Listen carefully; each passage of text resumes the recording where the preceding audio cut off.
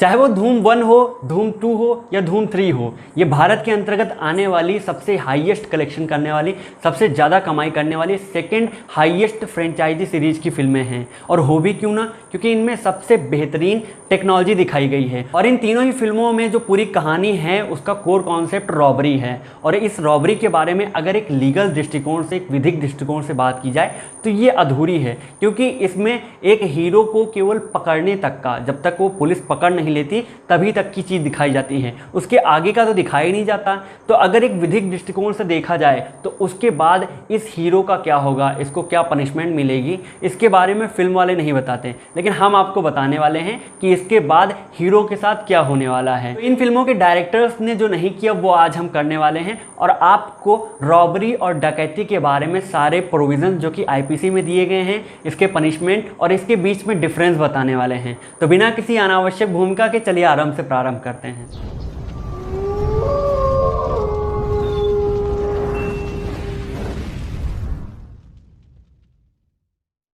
सबसे पहले हम बात करते हैं रॉबरी के बारे में। तो रॉबरी की या लूट की कोई लीगल डेफिनेशन नहीं दी गई है आईपीसी में, लेकिन ब्लैक लॉ डिक्शनरी के अनुसार लूट का मतलब वो क्रिमिनल एक्ट होता है जिसके द्वारा एक व्यक्ति दूसरे व्यक्ति से उसकी प्रॉपर्टी बलपूर्वक या फोर्सफुली निकालता है, और उसका इंटेंशन उसको ना वापस करने का होता है कि उसको कभी वापस नहीं करेगा। तो सेक्शन 390 या धारा 390 में लूट के काइंड के बारे में बताया गया है। उसके डेफिनेशन को ना बता के उसके काइंड के बारे में, सर्कमस्टेंसेस के बारे में बताया गया है, कहाँ पे कोई ऑफेंस या फिर कोई कृत्य लूट कहा जाएगा या रॉबरी कही जाएगी। तो इसमें यह कहा गया है कि हर लूट में या फिर एक्सटॉर्शन होता है या फिर थेफ्ट होता है, या फिर चोरी होती है या फिर उद्दापन होता है। तो सेक्शन 390 में वो पहली कंडीशन बताई गई है जिन कंडीशन में एक चोरी लूट होगी या थेफ्ट जो है वो रॉबरी कही जाएगी। तो इसमें ऐसा कहा गया है कि अगर कोई व्यक्ति चोरी करते टाइम, अगर चोरी करने गया हुआ है, उस टाइम पे चोरी करने के वक्त पे या फिर चोरी करने के बाद, या फिर वो जब सामान ले जा रहा हो, चोरी का जो सामान हो उस टाइम पर अगर ले जा रहा है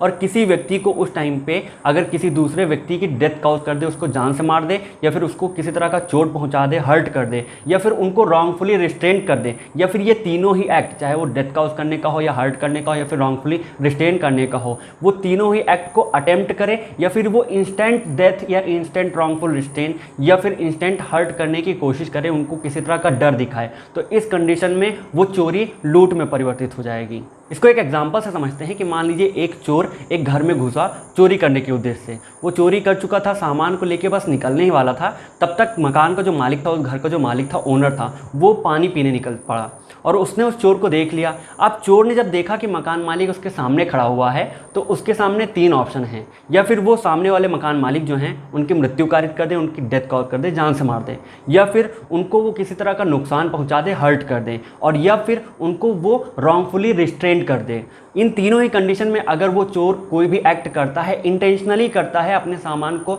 चोरी किए हुए सामान को बाहर ले जाने के लिए, तो वो यहाँ पे चोर ऐसा माना जाएगा कि उसने लूट करी है और वो लुटेरा हो जाएगा। दैट मीन्स कि यहाँ पे चोर का प्रमोशन हो जाएगा। इसको ऐसे कह सकते हैं कि चौबे निकले थे छब्बे बनने और दूबे बन के लौटे। सेक्शन 390 में ही दूसरी कंडीशन बताई गई है जहाँ पे एक एक्सटॉर्शन लूट हो जाती है, रॉबरी हो जाती है। तो इसमें ऐसा कहा गया है कि अगर कोई व्यक्ति एक्सटॉर्शन करते टाइम, जबकि वो एक्सटॉर्शन कर रहा हो, वो सामने वाले व्यक्ति से जिससे प्रॉपर्टी निकलवा रहा है, वो उनको किसी भी तरह का एक इंस्टेंट डेथ या इंस्टेंट हर्ट या इंस्टेंट रॉन्गफुली रिस्ट्रेंट करे या फिर करने का भय दिखलाए, और ये करके वो उनसे किसी तरह की अगर प्रॉपर्टी निकलवाता है, तो यहाँ पे ऐसा माना जाएगा कि उस व्यक्ति ने लूट करी है, रॉबरी करी है। इसको एक एग्जाम्पल से समझते हैं कि मान लीजिए एक व्यक्ति ए जो कि अपनी छोटी सी बच्ची के साथ में हाईवे पर जा रहा है, उसी टाइम पे दूसरा व्यक्ति बी जो कि इस मामले में एक्यूज्ड है, वो वहाँ पे आता है और वो ए के हाथ से बच्ची को छीन लेता है और उसके गर्दन पे चाकू रख देता है, और फिर वो ए से कहता है कि तुम्हारे पास जितना भी प्रॉपर्टी, जितना भी पैसा, रुपया, कार्ड, फोन, बैलेंस, घड़ी, चैन है,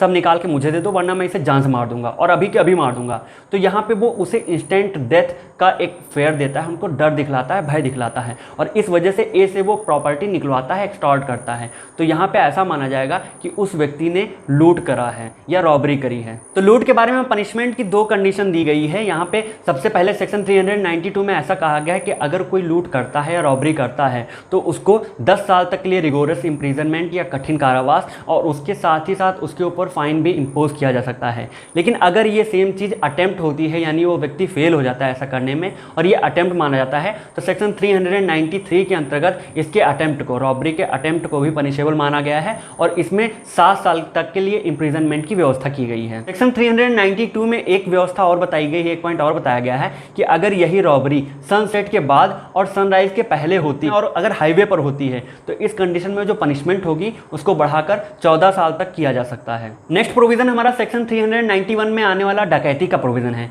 तो इसमें सीधे सीधे सिंपल शब्दों में यह कहा गया है कि अगर कोई व्यक्ति जो कि 5 या 5 से ज़्यादा व्यक्ति मिलके किसी तरह की रॉबरी करते हैं, रॉबरी से किसी तरह के प्रॉपर्टी को निकलवाते हैं, किसी तरह के प्रॉपर्टी को प्राप्त करते हैं डिसऑनेस्ट इंटेंशन के साथ में, एक मालाफाइड इंटेंशन के साथ में, कंजॉइंटली साथ में एक एक्टर सीरियस करते हुए, कोई क्रिमिनल एक्ट करते हुए किसी तरह के प्रॉपर्टी प्राप्त करते हैं, तो यहाँ पे ऐसा माना जाएगा कि उन व्यक्तियों ने डकैती करी है। और रॉबरी की तरह डकैती की पनिशमेंट के बारे में भी 2 तरह के प्रोविजन हैं, जिनमें सबसे पहले सेक्शन 395 में यह बताया गया कि अगर कोई व्यक्ति डकैती करता है तो उसको 10 साल तक के लिए कठिन कारावास या रिगोरियस इम्प्रिजनमेंट और इसके साथ ही साथ उसके ऊपर फाइन इम्पोज किया जाएगा। लेकिन अगर सेम डकैती किसी व्यक्ति की मर्डर करके उसके मर्डर के साथ किया जाता है तो ये सेक्शन 396 के अंतर्गत आने वाले ऑफेंस के लिए लायबल होगा। और उनमें से हर व्यक्ति को जो कि वो एक्ट कर रहे हैं, मर्डर कर रहे हैं, वो डकैती कर रहे हैं, उनको डेथ सेंटेंस या लाइफ इम्प्रिजनमेंट या फिर 10 साल तक के लिए कठिन कारावास या रिगोरियस इम्प्रिजनमेंट की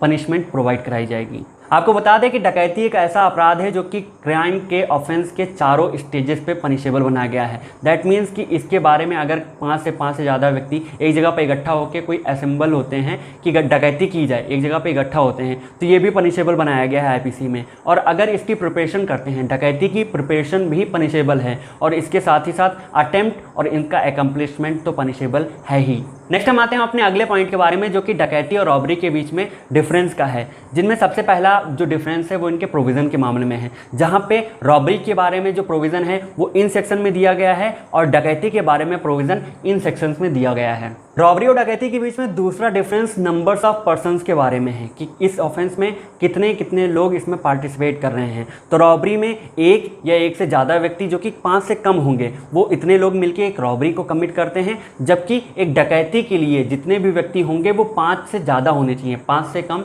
किसी भी हालात में नहीं होते। अगला पॉइंट अबेटर के बारे में है या दुष्प्रेरक के बारे में है, जो दुष्प्रेरक होता है। तो ऐसा कहा गया है कि अगर रॉबरी में कोई व्यक्ति दुष्प्रेरण करता है, अबेटमेंट करता है, तो वो उस ऑफेंस के लिए पर्टिकुलरली एक सेपरेट वे में लायबल होगा। लेकिन अगर कोई व्यक्ति डकैती के विषय में कोई अबेटमेंट करता है, दुष्प्रेरण करता है, तो वो ऐसा माना जाएगा कि उस व्यक्ति ने भले ही दुष्प्रेरण वाला काम किया था, अबेटमेंट किया था, लेकिन वो डकैती के लिए लायबल माना जाएगा, उसको सेम पनिशमेंट मिलेगी जैसे कि बाकी के लोगों को मिलती है। सबसे लास्ट में इनके बीच में डिफरेंस ज्यूरिसडिक्शन के मामले में है कि किन कोर्ट को ज्यूरिसडिक्शन मिला हुआ है। तो रॉबरी के मामले में चूंकि रॉबरी कॉग्निजेबल ऑफेंस है, नॉन बेलेबल है और नॉन कंपाउंडेबल है और इसको ट्राई करने का अधिकार मिला हुआ है judicial magistrate of first class को। जबकि डकैती के मामले में जो कि ये same as cognizable, non bailable, non compoundable offence है, तो इसको भी जो ज्यूरिसडिक्शन इस मामले में ट्राई करने का अधिकार मिला हुआ है सेशन कोर्ट को। तो ये था रॉबरी और डकैती के सारे प्रोविजंस, इसके बीच में सारे डिफरेंस के पॉइंट्स। आई होप आपको सारे पॉइंट्स, पनिशमेंट और प्रोविजन समझ में आए होंगे। बाकी के लॉ से रिलेटेड वीडियोस, टॉपिक्स और पॉइंट्स के लिए बने रहिए हमारे साथ। नमस्कार।